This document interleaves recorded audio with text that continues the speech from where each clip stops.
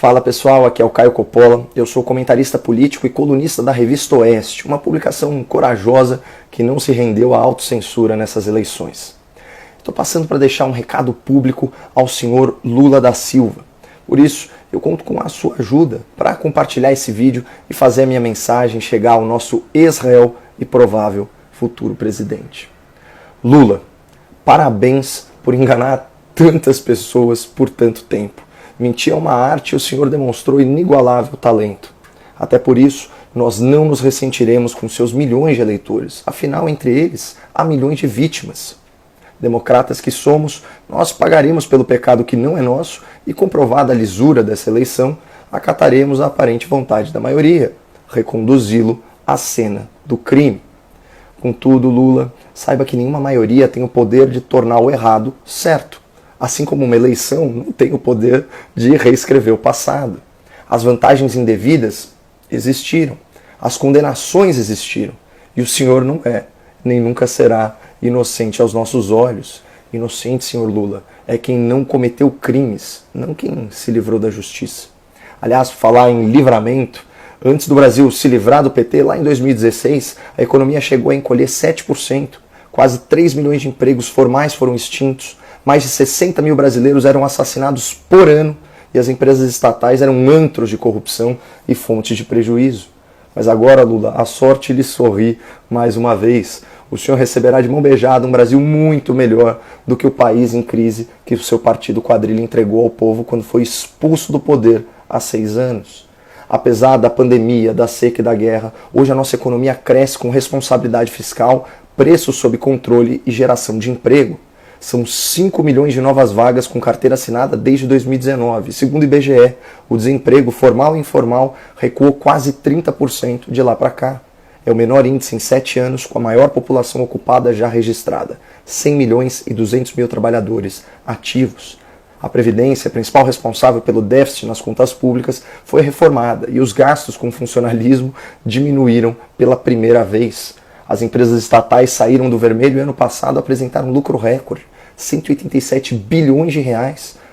Só a Petrobras contribuiu com mais de 230 bilhões aos cofres públicos, isso por meio de impostos, dividendos e royalties. Não se ouve mais falar em corrupção e má gestão nas empresas públicas federais. Até os portos se tornaram lucrativos. Com o governo defensor da lei e da ordem, atingimos a menor taxa de homicídios da série histórica e o menor número de invasões de terra. Houve redução de impostos sobre produção e consumo e ampliação de investimentos em renda básica. O Auxílio Brasil paga o triplo do que pagava o Bolsa Família para 8 milhões de lares a mais.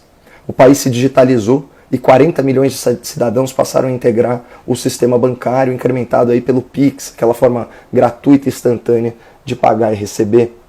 Um novo marco legal trouxe investimentos privados bilionários para o saneamento básico. A previsão é que na próxima década, 9 em cada 10 lares tenham acesso à coleta de esgoto. No país que a gente herdou do Partido dos Trabalhadores, nem metade dos domicílios contavam com esse serviço. Claro que todas essas conquistas se deram apesar de uma oposição ferrenha do PT, não é mesmo, seu Lula? Na pandemia, seu partido chegou a ingressar no STF contra o benefício emergencial de preservação do emprego e da renda, o BEM, que salvou mais de 20 milhões de vínculos trabalhistas durante o Fique em Casa, a economia a gente vê depois. O PT também fez campanha contra o fim dos privilégios de aposentadoria da elite do funcionalismo público. E mais recentemente, no Senado, os petistas se opuseram à redução de impostos sobre combustíveis, transportes, energia e comunicação, uma medida que era justa e necessária, uma medida que derrubou a inflação no país. Essa é a oposição predatória praticada pelo PT, uma política de terra arrasada naquela lógica do quanto pior, melhor. Olha, Lula, se de fato o poder é dado a quem se dispõe a se abaixar para pegá-lo, nessa campanha tão baixa e tão injusta, o senhor desceu aos subterrâneos e provou que a democracia realmente não serve para garantir que os melhores sejam eleitos. Mas, por sorte, essa mesma democracia busca impedir que os piores fiquem no poder para sempre. Por aqui nós estaremos vigilantes e atentos a qualquer tentativa criminosa de perpetuação no poder e de cerceamento das nossas liberdades. A experiência humana mostra que o comportamento passado costuma servir como referência para comportamento futuro, mas não se atreva a agir como da última vez, Lula. O senhor pode até está de volta à cena do crime, mas encontrará uma enorme resistência patriota se quiser retornar a maus hábitos. Cordialmente, Caio Coppola. Se você gostou desse recado ao Lula, compartilhe o vídeo e prestigie a Revista Oeste. Para assinar o conteúdo exclusivo e apoiar o jornalismo independente, é só acessar revistaoeste.com/Caio. Muito obrigado, não percam esperança no Brasil e fiquem com Deus. Quai, seu app de vídeos curtos.